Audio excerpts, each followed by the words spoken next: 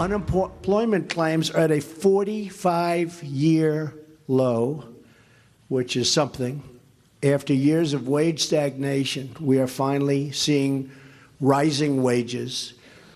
That was President Trump earlier today at the GOP retreat, touting some of the nation's recent economic successes and low jobless numbers. A chief economist at Moody's went so far as to predict today that with the way things are going under the administration, that the United States could see an unemployment rate, which is currently at 4.1, get down to 3.5. And you can tell from that chart, it really has not been there since the 50s and 60s. So that's a really big game changer. Melissa Francis is here, co-host of After the Bell on Fox Business Network. So, you know, that's extraordinary. Right. What does it mean? And what is Mark Zandi saying happens because of that chart? Well, I think, this is one of those things where they're kind of trying to warn you of the bad news that comes with the good news. If unemployment falls that low, we would see a lot of weird things would happen on inflation, a lot of inflation and stuff, because they're thinking full employment, that's below that. I don't think this is going to happen, first of all.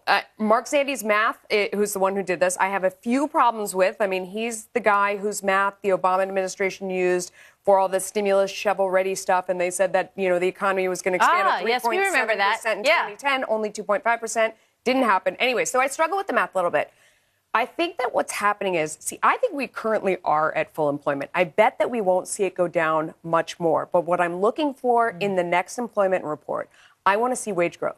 That's what this is really all about. We saw wage growth in the private sector really grow last year. It was up to a multi-decade high, very high. I want to see that wage growth really take off. For hourly wages, it dipped a little last year. I think that was a result of one of the things that's driving that up is that people are looking around for workers, and they're saying, I can't find them, so I'm going to have to pay people more to get them to come to work at my place. See, I think we're at that inflection point right now. I think when you look around, whether it's the local bank, which is great for people to work in the teller, it's fantastic. Yeah. It's fantastic. And you're already seeing people having pricing power when they go for the jobs. The employer's that's the reason why you're seeing the companies give out these bonuses. It's not because they want to please the president. Maybe it is in part.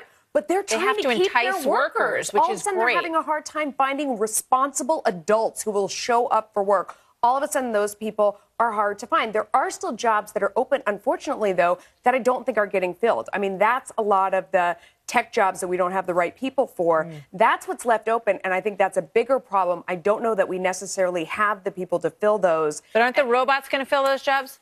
Well, yes, unfortunately. But I'm saying if there are jobs that can't be filled by the people who are available in this country. Well, that's where we get into the whole H-1B visa thing. We have to retrain people for the high-skilled jobs. I mean, I don't think the robots aren't doing the high-skilled job. The people programming the robots, we've got to train people to do that. But that's not necessarily the people who are on the sidelines right now. That's not a match. So what about the market? Because a lot of folks are saying, they've watched their 401ks. They're really happy with their investments. Yeah. But, the naysayers out there say, it can't last forever like this.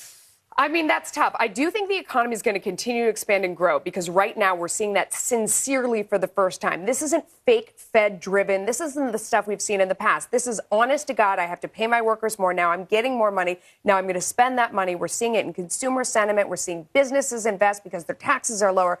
This is big. So the economy is going to grow. And with that, the stock market, I think, will continue to go up.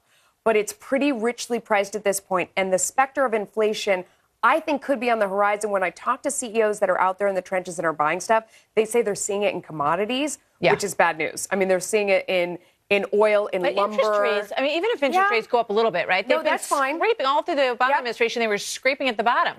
It's true. They lowered them as far as they possibly could. So is that, something no, we that's can true, live but with? it's that cost of input. That's where it starts to come in. When you see it coming in oil and that sort of thing, that's where some inflation is good. We need that. We haven't had that. We need wage inflation. We need some inflation. You just don't want to see it percolate too quickly.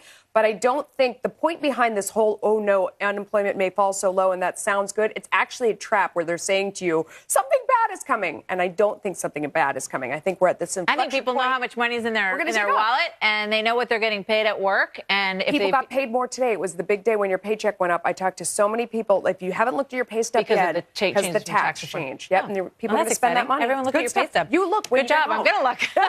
Thank you, Melissa. Great to see you.